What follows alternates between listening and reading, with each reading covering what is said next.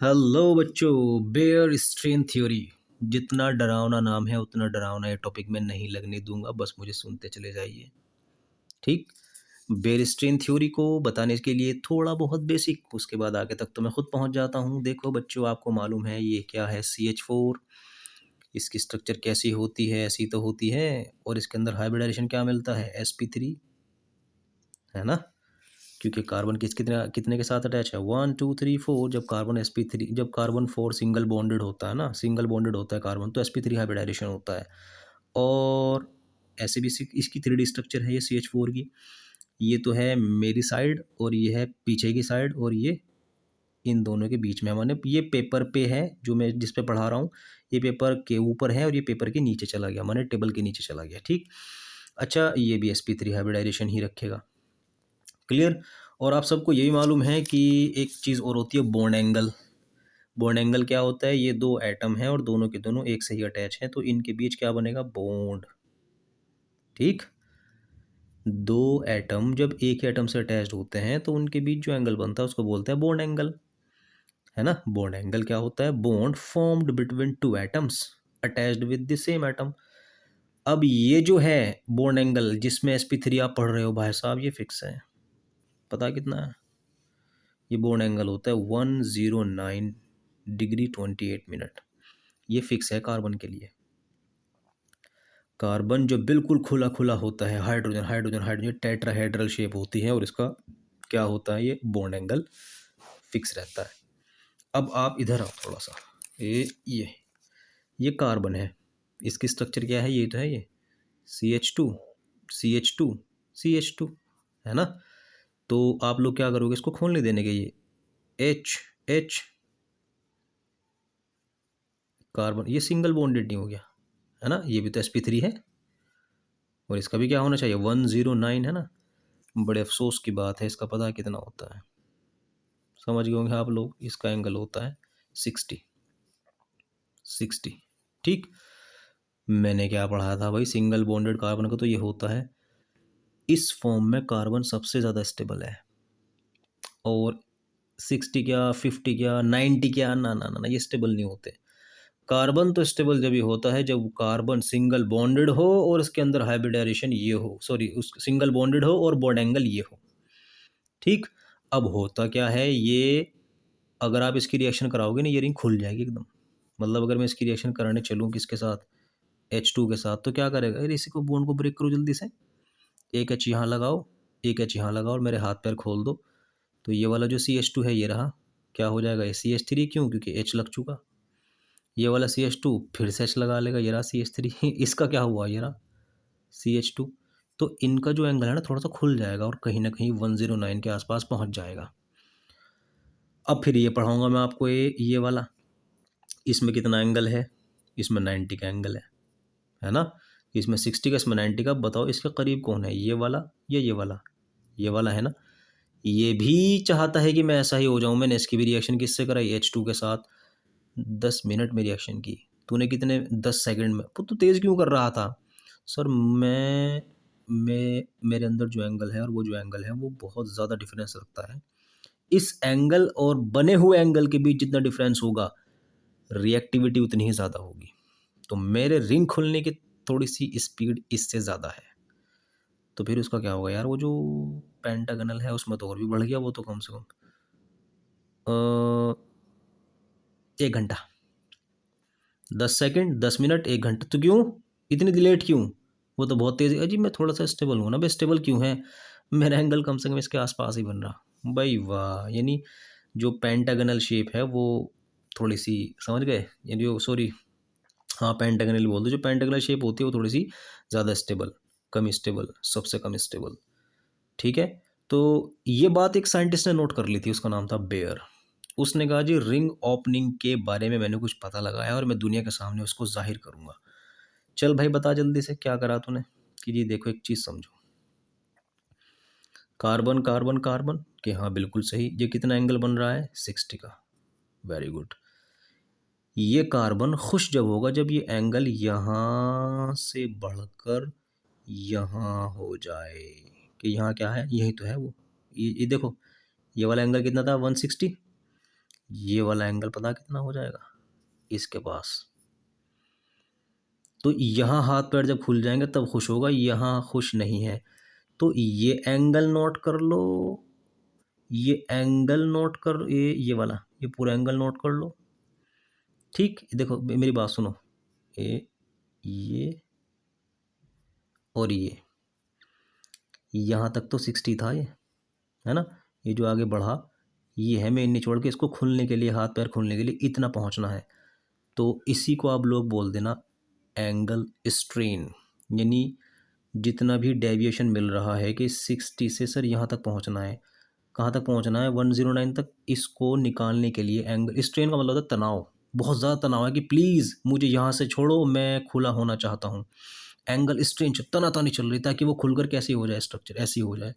इस angle strain को निकालने के लिए फॉर्मूला दिया गया था, angle strain is equal to जो आपका सबसे स्टेबल एंगल है माइनस कर दो जो एंगल बन रहा है, कितना बन रहा था 60, 2 से डिवाइड कर दो।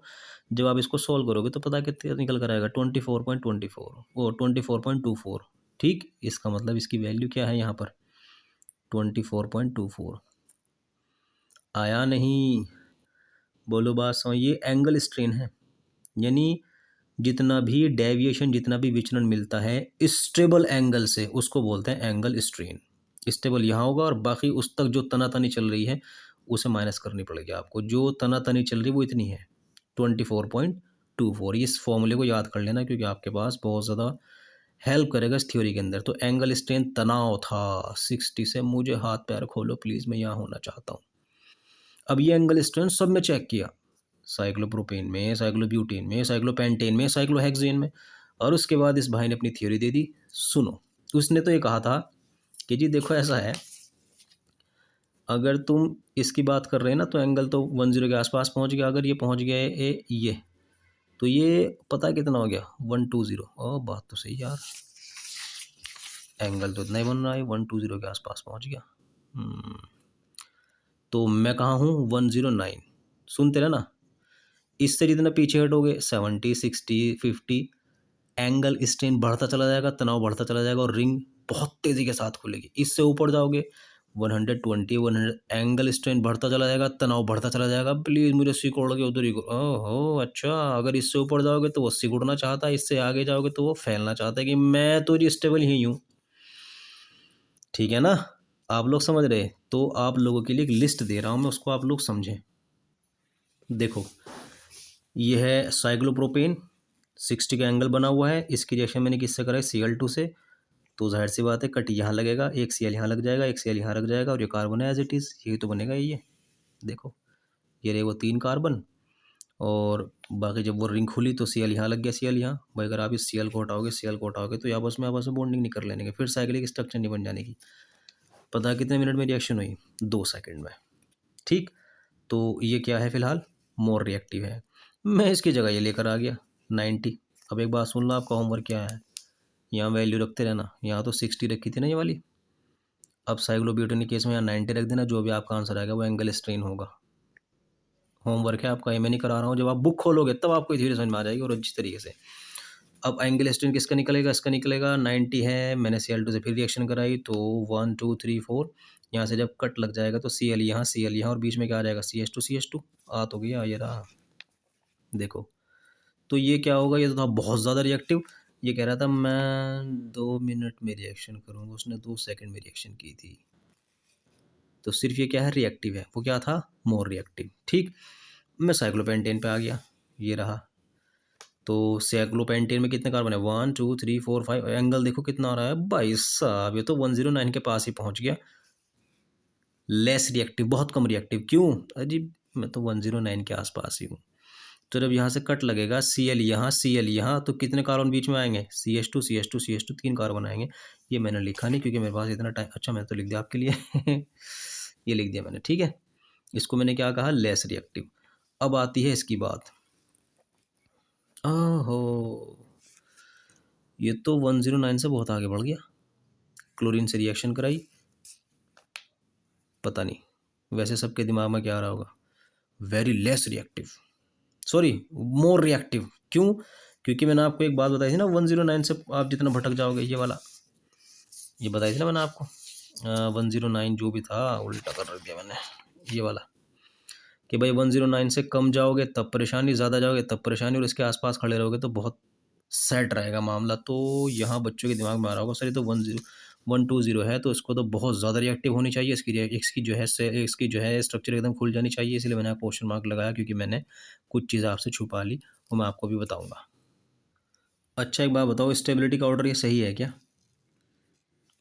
ये तो बहुत कम स्टेबल है। स्टेबल वो होता है जो रिएक्शन ना करे, ये तो बहुत तेज़ी के साथ रिएक्शन कर रहा था। स्टेबिलिटी देखिए इसकी, यार ये तो बेयरस्टेन के थ्योरी अकॉर्डिंग निकल रही, कम रिएक्टिव, सॉरी बहुत ज़्यादा रिएक्टिव है, कम स्टेबल है। कम रिएक्टिव है, थोड़ा सा ज़्यादा स्टेबल है, और कम रिएक्टिव है, बहुत बढ़िया स्टेबल है। हाँ ये तो भाई ये इससे कम रिएक्टिव है, क्योंकि सॉरी कम स्टेबल है और बहुत ज़्यादा रिएक्टिव है, स्टेबल नहीं है ये तो यही कह रहा ना एंगल, ये एंगल यही कह रहा है कि भाई ये एंगल बहुत ज़्यादा है 109 से, तो ये बहुत ज़्यादा रिएक्टिव है और कम स्टेबल है, तो स्टेबल यही होगा। लेकिन साइंटिस्ट चक्कर खा के कर गए जब उसकी स्टेबिलिटी निकाली मशीन से, इंस्ट्रूमेंट से, ये तो बेयरस्टेन थ्योरी बोल रही थी, मशीन से जब निकाली तो इंस्ट्रूमेंट का इस्तेमाल पता लगा कि यार ये तो गलत है, स्टेबिलिटी ऑर्डर क्या है, रॉन्ग। तो फिर सही क्या है, ये रहा, या ये ज़्यादा हो गया स्टेबल, ये क्यों हुआ, ये तो बहुत ज़्यादा जा रहा था, वो मतलब 109 से तो बहुत ऊपर जा रहा था, ये बहुत ज़्यादा डिफरेंस आ रहा था, ये कैसे करेक्ट हो गया। तब दूसरे साइंटिस्ट आए, कहा कि साइक्लोहेक्सेन में, ठीक है आप लोग पढ़ते हो एंगल स्ट्रेन बहुत ज़्यादा है 109 से ऊपर जा रहा है, लेकिन साइक्लोहेक्सेन 2 फॉर्म में रहता है दुनिया में, और अपने आप को स्टेबल कर बैठता है कि कौन सी फॉर्म, देखो